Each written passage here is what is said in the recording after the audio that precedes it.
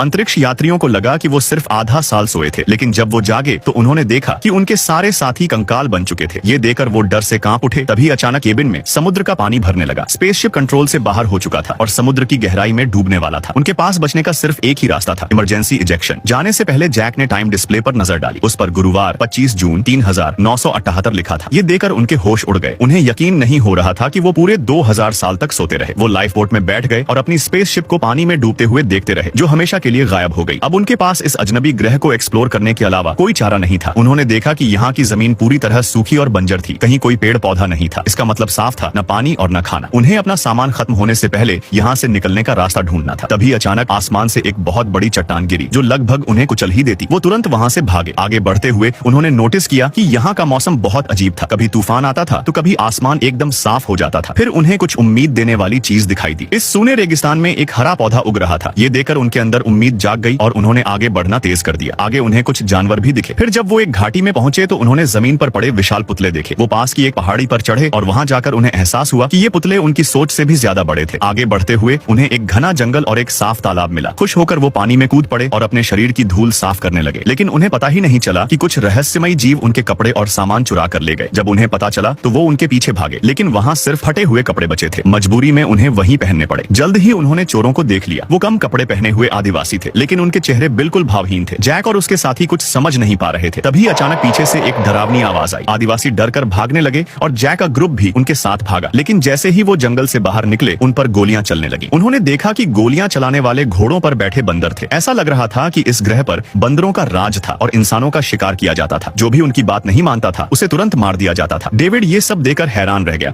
लेकिन अगले ही पल वो मारा गया। जैक की गर्दन में गोली लगी, लेकिन उसे जिंदा पकड़ लिया गया। इलाज करने के बाद उसे एक पिंजरे में बंद कर दिया गया। बंदर उसे पालतू इंसान बनाना चाहते थे। उन्होंने कुछ दिन उसे भूखा रखा ताकि उसका हौसला टूट जाए। फिर एक दिन एक फीमेल लीडर आई जो देखने में नरम लग रही थी। जैक को लगा ये मौका है। वो बोल नहीं सकता था, इसलिए उसने इशारों से बात करने की कोशिश की, लेकिन उसके लिए इंसान सिर्फ कम अक्ल वाले जानवर थे। उसे लगा जैक अपने शरीर को खुजा रहा है। गुस्से में जैक ने एक बंदर से कागज और कलम छीन ली। गार्ड्स ने उसे पकड़ लिया और नोटबुक उठा ली, लेकिन जैसे ही फीमेल लीडर ने उसमें देखा वो हैरान रहे।